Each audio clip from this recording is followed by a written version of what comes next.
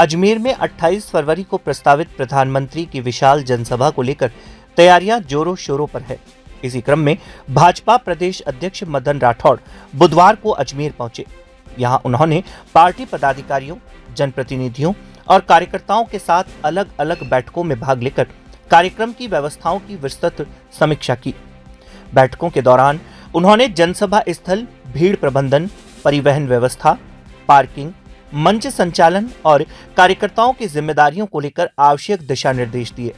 उन्होंने सभी पदाधिकारियों से आपसी समन्वय के साथ कार्य करने और कार्यक्रम को सफल बनाने का आह्वान किया। पत्रकारों से वार्ता करते हुए मदन राठौड़ ने कहा कि यह जनसभा ऐतिहासिक होगी।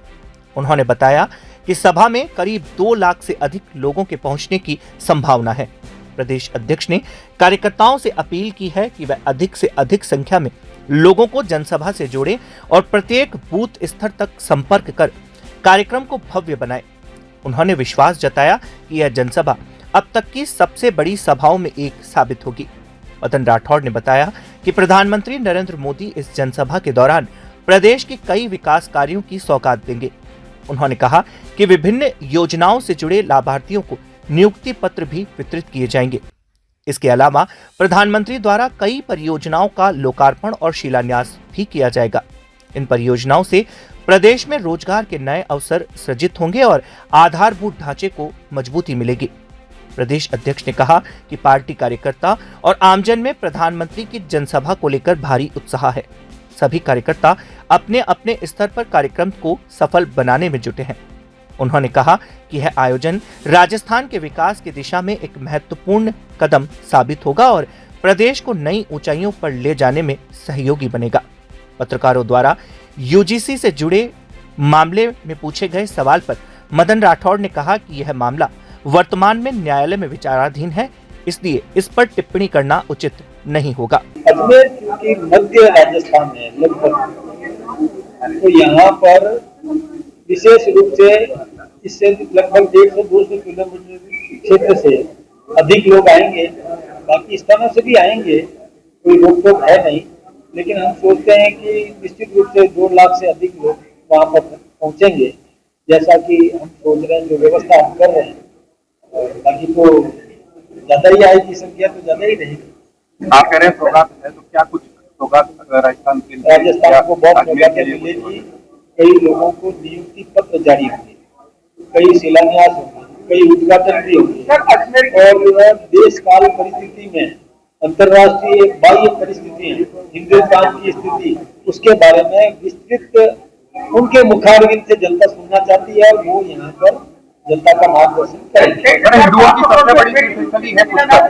एक मिनट, आप अजमेर के भी बहुत होंगे, अजमेर के भी हैं। और जैसे होती है कि जो सभी को मिलती है, जैसे सड़कों का सुदृढ़ीकरण, बिजली की आत्मनिर्भरता और किसान से संबंधित जो काम है, मजदूर से संबंधित है। एक बात मैं आपको बताऊं, पहले देखिए, एक छोटी सी दृष्टांत आप ले लो कि कोई मजदूर था, मजदूर अपना नौकरी छोड़ के दूसरी जगह जाता था तो उसका वो जो पीएफ का पैसा डूब जाता था। अब मोदी जी ने ये कर दिया कि अकाउंट कर दिया उसका। मजदूर एक स्थान से छोड़ के दूसरे स्थान पे जाएगा तो उसका अकाउंट उसके साथ देगा। और अभी आपको पता होगा कि कई पैसा बैंकों में पड़ा है जो मोदी जी बुला बुला के दे रहे हैं, आपका पैसा लेके जाओ। ये पहली बार हो रहा है हिंदुस्तान में, बहुत बड़ी बात है। बैंकों के पास पैसा पड़ा है, मालिक कोई नहीं है, उसका मालिक लूट करके उसको बुला के पैसा दिया जा रहा है, क्योंकि पीएफ का पैसा था वो डूब जाता था। मजदूर दूसरी जगह जाता था, नए नाम से नए कारखाने से नया खाता खुलता था, तो वो पहले का पैसा डूब जाता था, बुला बुला के दिया जा रहा है। बहुत बड़ी बात है।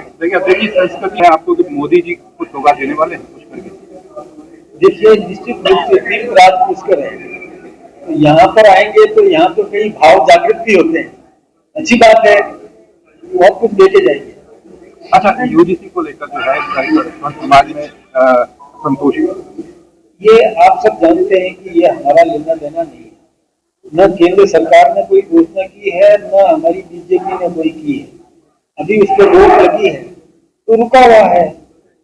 पहले भी जो हुआ, रोहिल वेमुला जो प्रकरण हुआ जेएनयू में, उसको लेकर के ये हुआ था, हमने कभी उसका समर्थन किया नहीं। हम उसके बाद भी नहीं कर रहे हैं।